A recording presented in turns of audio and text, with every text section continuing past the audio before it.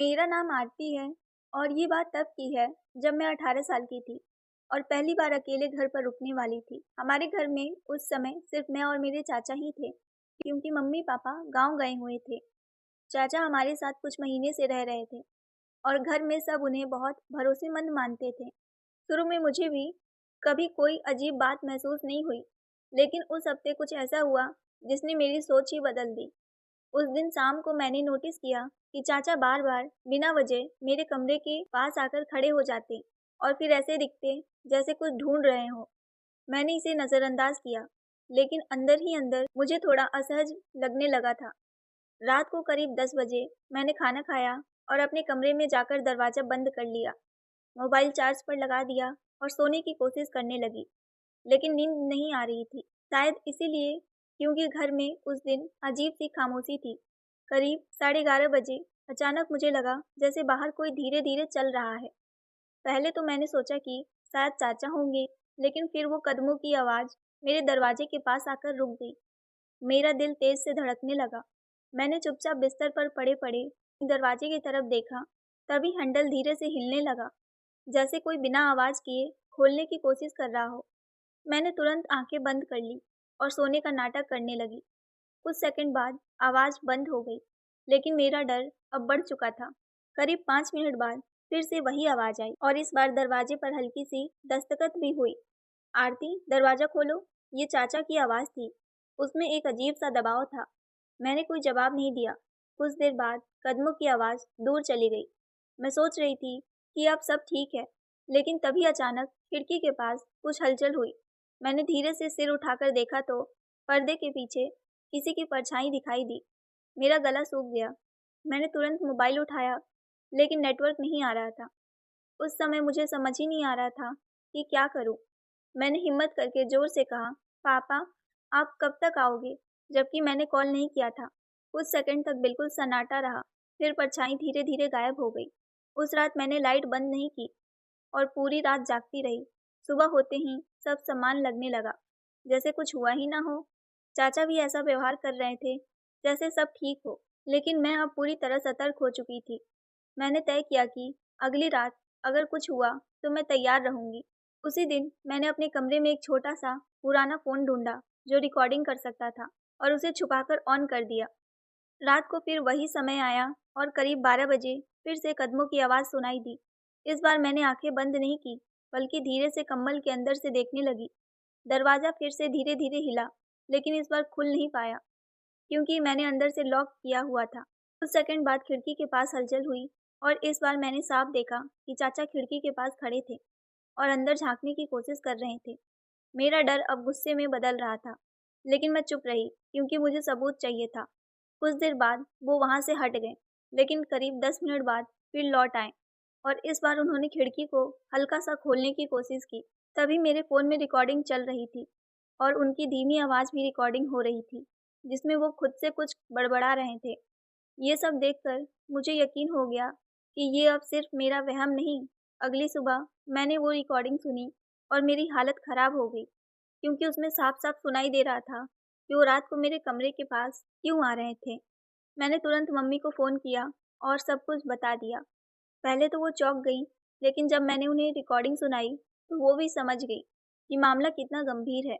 उसी दिन वो और मेरे पापा वापस आ गए और उन्होंने बिना देरी किए चाचा से सवाल किया। चाचा पहले तो गुस्सा करने लगे कि मैं झूठ बोल रही हूँ, लेकिन जैसे ही पापा ने रिकॉर्डिंग चलाई, उनका चेहरा उतर गया। घर का माहौल एकदम भारी हो गया था। आखिरकार पापा ने उन्हें साफ शब्दों में घर छोड़ने को कह दिया और ये भी कहा कि अगर उन्होंने दोबारा संपर्क करने की कोशिश की तो पुलिस में शिकायत की जाएगी। चाचा बिना कुछ बोले उसी दिन घर छोड़कर चले गए। लेकिन कहानी यहीं ख़त्म नहीं हुई। करीब 1 हफ्ते बाद मुझे फिर से एक अनजान नंबर से कॉल आने लगा। पहले मैंने ध्यान नहीं दिया, लेकिन जब लगातार कॉल आने लगे तो मैंने उठाया। दूसरी तरफ से कुछ सेकंड तक खामोशी रही। फिर धीरे से आवाज़ आई, तुमने जो किया वो ठीक नहीं था। ये सुनकर मेरे हाथ काँपने लगे, क्योंकि वो चाचा की ही आवाज़ थी। मैंने तुरंत कॉल काट दिया और ये बात पापा को बताई। इस बार पापा ने तुरंत सिम ब्लॉक करवाया और पुलिस में शिकायत की। इसके बाद वो कॉल बंद हो गया, लेकिन इस पूरे अनुभव ने मुझे अंदर से बदल दिया। मैंने समझ लिया कि खतरा हमेशा बाहर से नहीं आता, बल्कि कई बार वो उन्हीं लोग से आता है जिन पर हम सबसे ज़्यादा भरोसा करते हैं। उस रात अगर मैंने डरकर चुप्पी साध ली होती, तो शायद सच्चाई कभी सामने नहीं आती। लेकिन मैंने हिम्मत दिखाई और सही समय पर कदम उठाया। आज मैं हर लड़की को ये सलाह देती हूँ कि अगर कभी भी कोई तुम्हें असहज महसूस कराए, तो उसे नज़रअंदाज मत करो और तुरंत किसी भरोसेमंद इंसान को बताओ, क्योंकि चुप रहना सबसे बड़ा खतरा होता है और अपनी सुरक्षा सबसे ज़रूरी है। उस घटना के बाद मैंने सोचा था कि अब सब खत्म हो गया है और ज़िंदगी धीरे-धीरे सम्मान हो जाएगी। लेकिन असल में कहानी वहीं से और ज़्यादा डरावनी होने लगी, क्योंकि अब डर बाहर से नहीं बल्कि अंदर से लगने लगा था। हर छोटी आवाज़ मुझे चौंका देती थी और रात होते ही ऐसा लगता था जैसे फिर से वही सब दोहराने वाला है। पापा ने घर की सुरक्षा के लिए दरवाजे में नए लॉक लगा दिए और खिड़कियों पर भी मजबूत जाली लगवा दी। लेकिन मेरे मन का डर इन सब से कम नहीं हो रहा था। एक रात करीब 2 बजे मेरी नींद अचानक खुल गई, बिना किसी वजह के, जैसे किसी ने मुझे जगाया हो। कमरे में सब कुछ शांत था, लेकिन मुझे साफ महसूस हो रहा था कि कुछ तो ठीक नहीं है। मैंने धीरे से सिर उठाया और कमरे में चारों तरफ देखा। तभी मेरी नज़र खिड़की पर पड़ी, जहाँ पर्दे हल्के-हल्के हिल रहे थे, जबकि हवा बिल्कुल भी नहीं चल रही थी। मेरा दिल फिर से तेज़ धड़कने लगा। मैंने खुद को समझाने की कोशिश की, ये सिर्फ मेरा वहम है, लेकिन तभी मुझे ऐसा लगा जैसे खिड़की के बाहर कोई खड़ा है। मैं पूरी तरह डर चुकी थी, लेकिन इस बार मैंने खुद को कमज़ोर नहीं पड़ने दिया।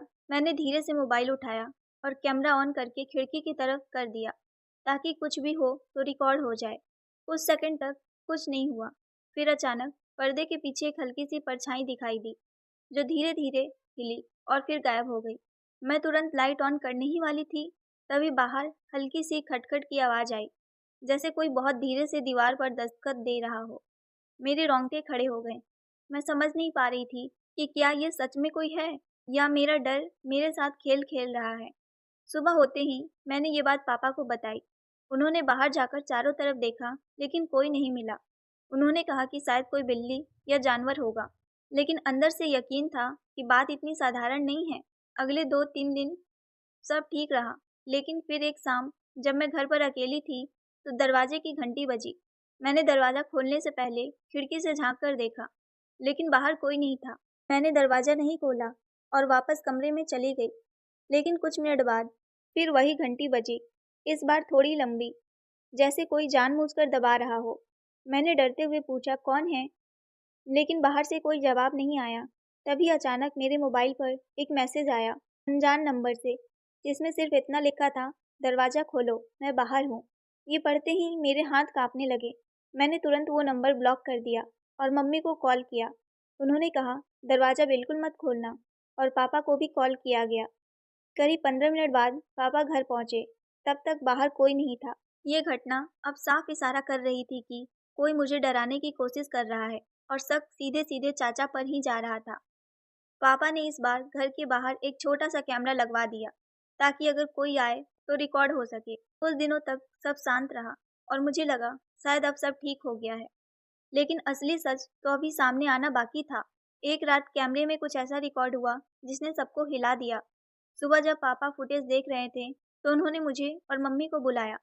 वीडियो में साफ दिख रहा था कि रात करीब 1:30 बजे एक आदमी घर के बाहर खड़ा हुआ और उसने दरवाजे की घंटी दबाई। उसका चेहरा पूरी तरह साफ नहीं दिख रहा था, लेकिन उसकी चाल और हाव-भाव से अंदाज़ा लगाया जा सकता था कि वो कोई जाना-पहचाना ही है।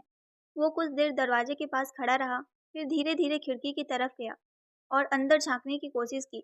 ये देखकर मेरे शरीर में सिरन दौड़ गई, क्योंकि वही हरकत थी जो मैंने पहले महसूस की थी।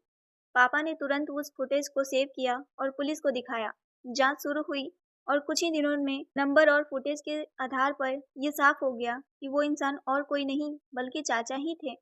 वो पास ही किसी जगह पर रह रहे थे और मौका मिलते ही घर के आसपास आकर मुझे डराने की कोशिश कर रहे थे। ये सच सामने आते ही पापा का गुस्सा चरम पर था और इस बार मामला सीधे पुलिस तक गया।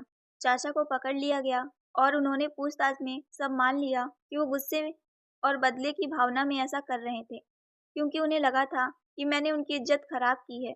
ये सुनकर मुझे एक पल के लिए डर भी लगा और गुस्सा भी आया, लेकिन साथ ही एक राहत भी महसूस हुई कि अब सच पूरी तरह सामने आ चुका है और अब वो मुझे या किसी और को नुकसान नहीं पहुंचा पाएंगे। इस पूरी घटना ने मुझे अंदर से मजबूत बना दिया। मैंने समझ लिया कि डर से भागने से कुछ नहीं होता, बल्कि उसका सामना करना ज़रूरी होता है। आज जब मैं उस दौर को याद करती हूँ, तो लगता है कि वो सिर्फ़ एक डरावनी कहानी नहीं थी, बल्कि एक सीख थी, जिसने मुझे सिखाया कि अपनी सुरक्षा सबसे पहले रखनी चाहिए और अगर किसी को कुछ गलत लगे, तो चुप नहीं रहना चाहिए, क्योंकि कई बार हमारी आवाज़ ही सबसे बड़ी ताकत बन जाती है और सही समय पर उठाया गया एक कदम हमें एक दूसरे को बड़ी मुसीबत